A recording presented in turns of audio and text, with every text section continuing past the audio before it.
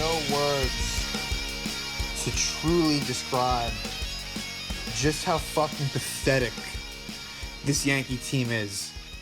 They win 13 straight. Mind you, this is a streaky team to begin with.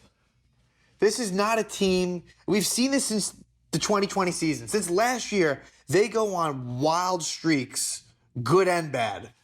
And you thought, well, maybe there was a chance that that wouldn't continue. Maybe this 13 winning streak would lead to the Yankees maybe not winning the division, but certainly making the playoffs and maybe having a roster that had a chance to make some noise. No. They did exactly what they always do. And they shit the bed entirely. The Yankees lost 4 in a row after the 13-game winning streak, losing a couple games to Oakland and a couple of the Angels. Okay. All right. Not what you want at all. But all right, they'll rebound, right? They'll rebound. And, you know, they have the Orioles coming up, so they win that last Angel game. Garrett Cole pitches out of his mind. And they win the first Oriole game, which was not a game they won very easily. But then they lose the last 2 to the Orioles, which is, like I said then, totally unacceptable. And so at that point, they had been 2-6 in the last 8 games. And now, with a really hot Toronto Blue Jay team coming in, a team that is prime divisional competition.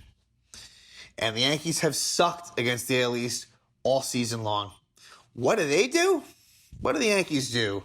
With all that being said, I don't know. They didn't have the lead once in a 4-game series and basically easily got swept. Yeah, that's what they did. They're 2-10 in their last 12 games. So all that goodwill, everything that had been good, erased. Completely erased. And so now you have a situation where the Yankees, Blue Jays, and Red Sox are basically all tied right now. They all have 62 losses, and Oakland and Seattle have 64. So it had honestly looked at, so there's been so many ups and downs. It looked like at one point that they definitely weren't going to make the playoffs. It looked at one point that they definitely would make the playoffs. Now, who the fuck knows?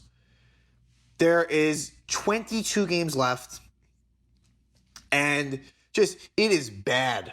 It is really bad. So, you know, we're going to go through the series, but there isn't really all that much to discuss on a, you know, sort of play-by-play level. This is more about just the state of the team, and I don't know. I'm not really sure where it goes from here. I'll tell you this. If they miss the playoffs, heads need to roll. Aaron Boone, absolutely gone. I'm not even saying that he's like the main reason for this. Let's talk about Brian Cashman again. Let's talk about fucking Brian Cashman. So, he gets all this praise for this great trade deadline. But let's really think about it. But let's get the good stuff out the way first. All right?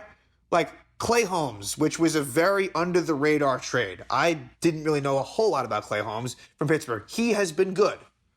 He's been a good, more than serviceable reliever who has had some hiccups recently, but he's been good. I'll even say Joely Rodriguez as well in the Joey Gallo deal. He's been pretty effective, certainly against lefties. And Anthony Rizzo, who the first series against the Marlins was out of control good, you know, I liked that move at the time, and he's a good, solid player.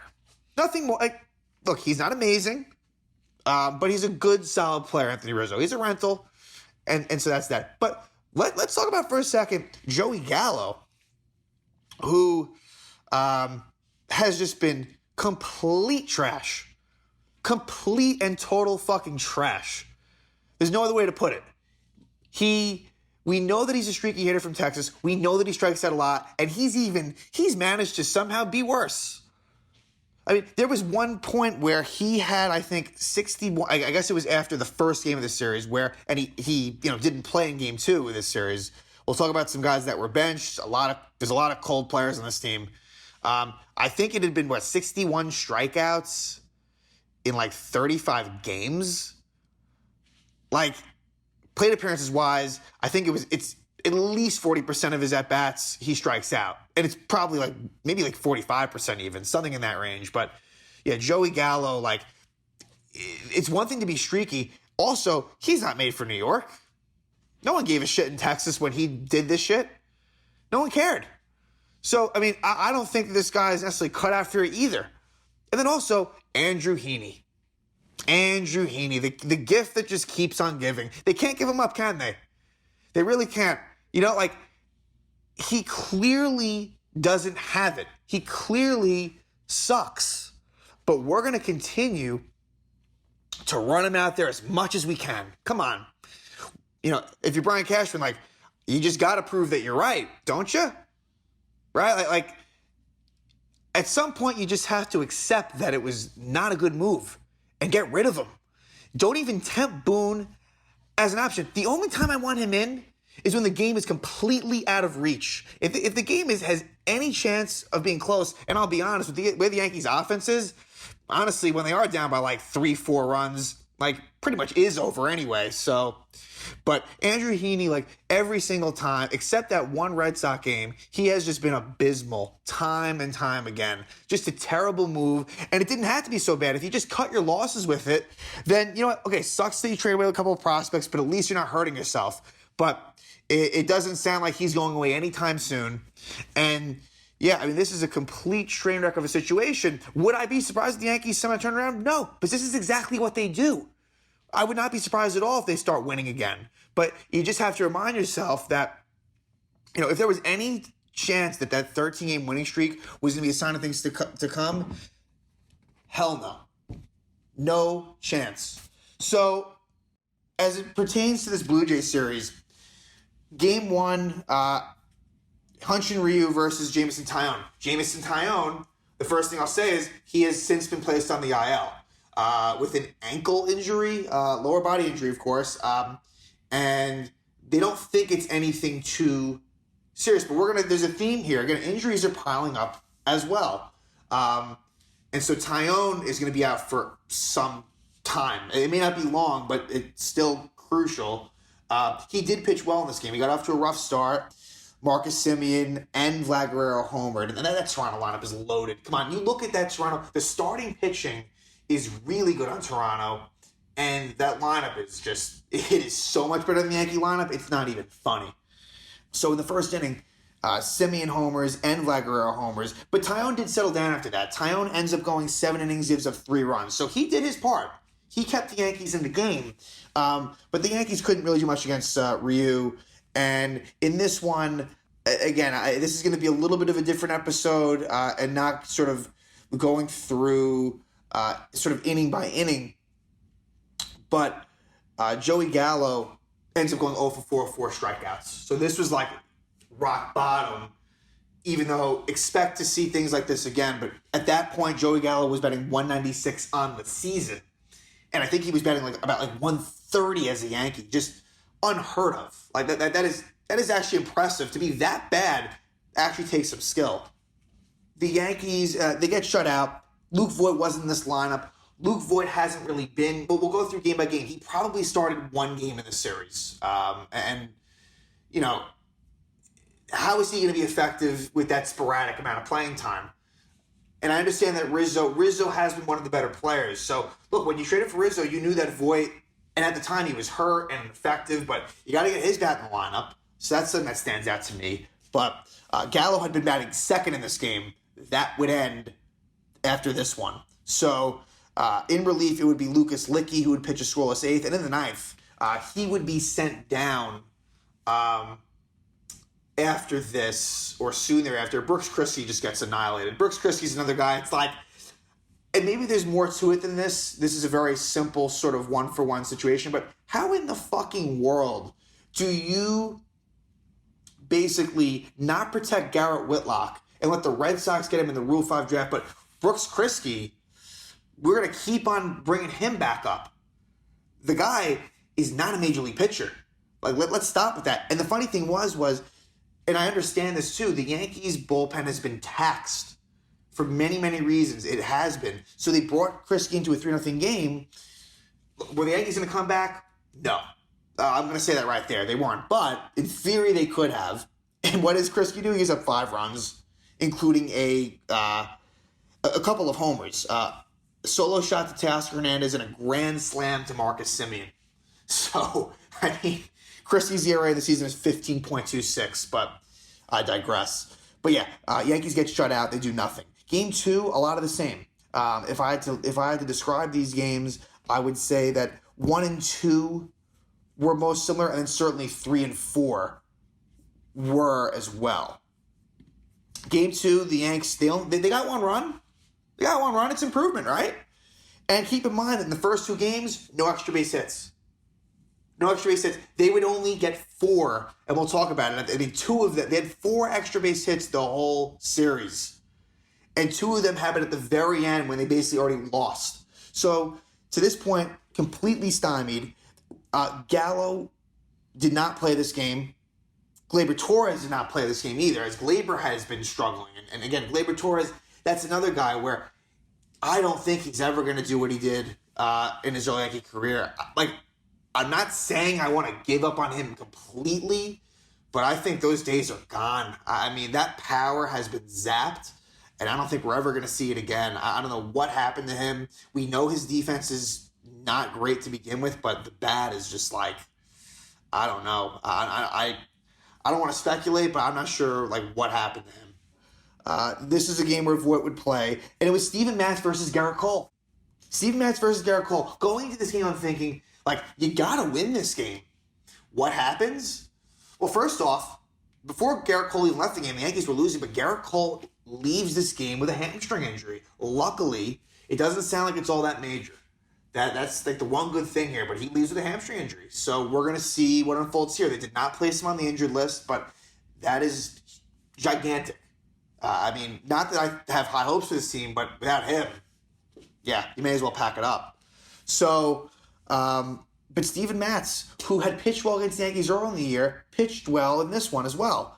And it would, in the second inning, Alejandro Kirk, who was a Yankee killer, specifically homers. They do score in the third. I'll say this, the Torres and Gallo replacements in this game actually had a good game. Andrew Velasquez in this one did well. He did well in game 2, did not do well in game 3, but he was 2 for 3. He had a steal, which would eventually result in a run. So what do you know? You fucking steal, and it works out for you. As Anthony Rizzo gets a 2-out RBI single. That ties it up at 1, but then what you never want to do is what Cole did, and he gives up a couple of runs in the fourth. And what happened was LeMahieu, easy double play ball that he just couldn't, I guess it took a weird hop. Alejandro Kirk hit it, and, it goes by LeMahieu. And his struggles continue. It has been a really rough season for DJ LeMahieu. So yeah, eventually that leads to a couple of sac flies, and Cole takes himself out of the game. He thought that, there was a chance that it could be worse, and so, I think that was a good move by him, obviously. You don't want it to be a situation where he tears the hamstring. Seems like he caught it before anything got really bad. And then Albert Abreu comes in, and Abreu pitches pretty well. He did give up a home run to Marcus Semien in the 5th, so Semien homering again. And so that would make it 4-1. And then Joely Rodriguez, who's been a bright spot, he pitched well. Clay Holmes, he would give up a run in the 8th, a home run to Alejandro Kirk. So Clay Holmes has struggled just a bit, and I feel like a lot of it's been with 2 outs. He can't seem to close out the inning, even though the stuff looks good. So that would make it 5-1. And yeah, this was just a totally listless sort of night at Yankee Stadium. Not a whole lot else to say, except that Andrew Heaney actually pitched the 9th and didn't give up any runs. So that was good. All right, so game 3. Yanks at this point have only scored 1 run, no extra base hits.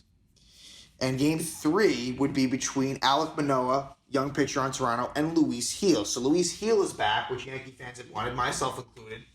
And this was a rough one for him in the sense that he's got great strikeout stuff, but he walked 7. He walked 7 in 3 1/3 innings, and his run streak, his scoreless streak, came to an end. He wasn't in the game when it happened. It was actually Licky who.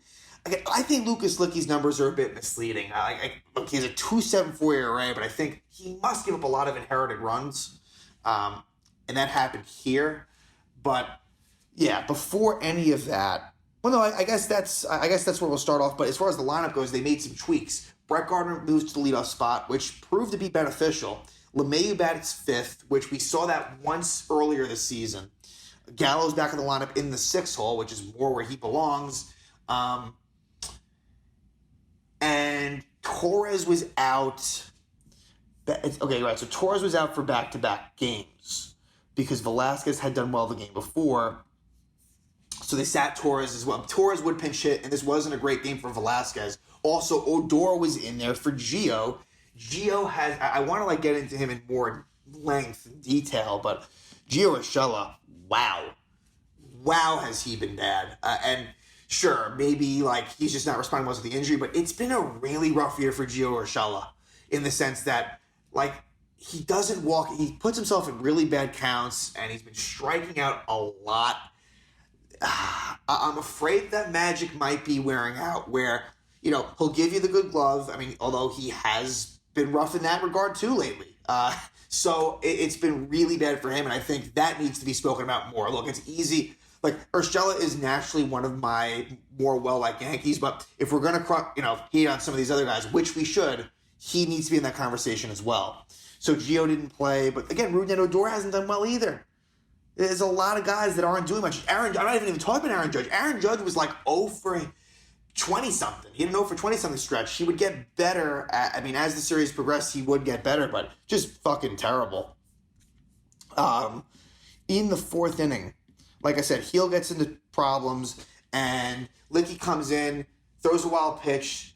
It was bases loaded, so a run scores. He then gets Corey Dickerson to pop out, but then who is it? Marcus Semien gets a really big 2-run single, and at that point it's 3-0. You're thinking, here we go again. But they would get some good work again out of Joely Rodriguez. Joely Rodriguez pitches, let's see. Oh no, I jumped the gun. Yeah. So bottom of the 5th, before Rodriguez comes in, even proving that it was actually even bigger than I thought it was. 5th inning, Gallo singles. And this was actually an okay game, for Joey Gallo. He singles, then with 1 out, Rougned Odor walks.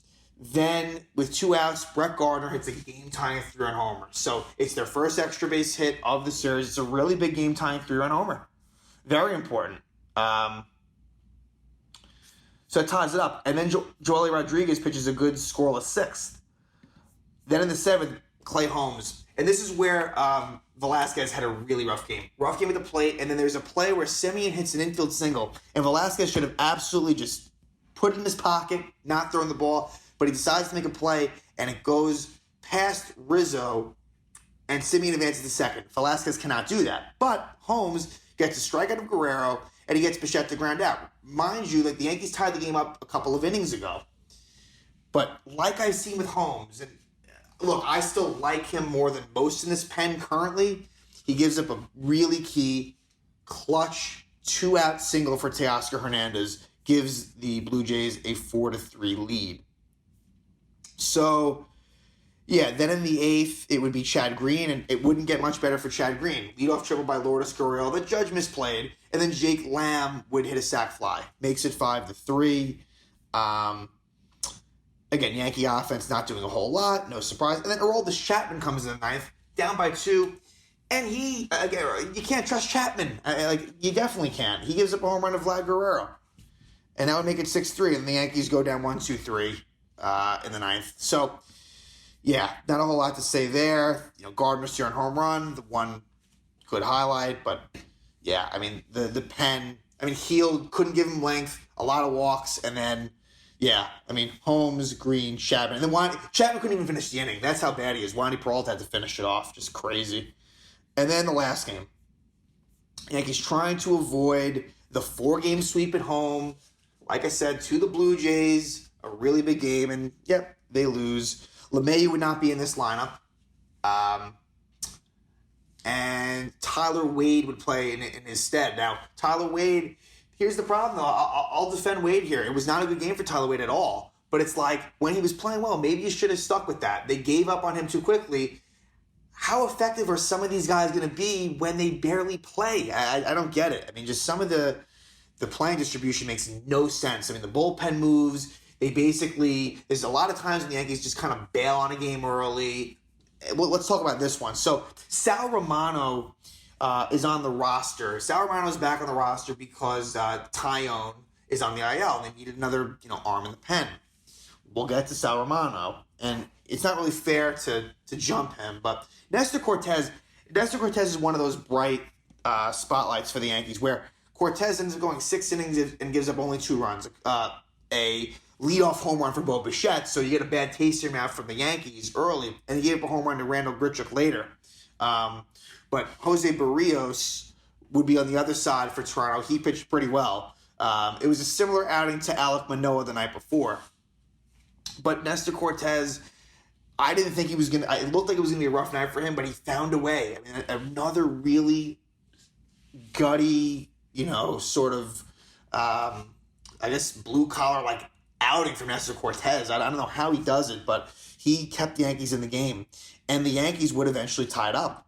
Similar to Gardner the night before, it's a game-tying home run, a 2-run shot for Anthony Rizzo. And that ties it up at 2. But the inning after, 7th inning, Sal Romano comes on. And everyone had a big deal with this. And sure, I get it. I do. The optics are bad. But you know what? There's not that many reliable arms in the pen to begin with. They've been worked like crazy. So Romano gets the first 2 outs. And then when he messes it up. You can't give up a 2-out double to Danny Jansen in this lineup. And then he hits Jake Lamb. That's problems. Because then Bo Bichette comes up, and similar to Teoscar Hernandez the night before, Bichette hits a key RBI single to give the Blue Jays a 3-2 lead. And then in the 8th, again, this was such a similar script to the night before. Then we go to the 8th, and it would be Wandy Peralta who finished the previous inning. And Peralta, a couple of walks, Hernandez, Kirk, although Hernandez was actually thrown out by Gary Sanchez. But Kirk then walks, and there is a play where Guerrero hits a ground ball to Gleyber Torres, and he throws it to Wade, and Wade just drops it. So it was a really bad night for Tyler Wade at the plate and on the field. So kind of similar to Velasquez the night before. It's really weird how these games, just how much they mirrored each other.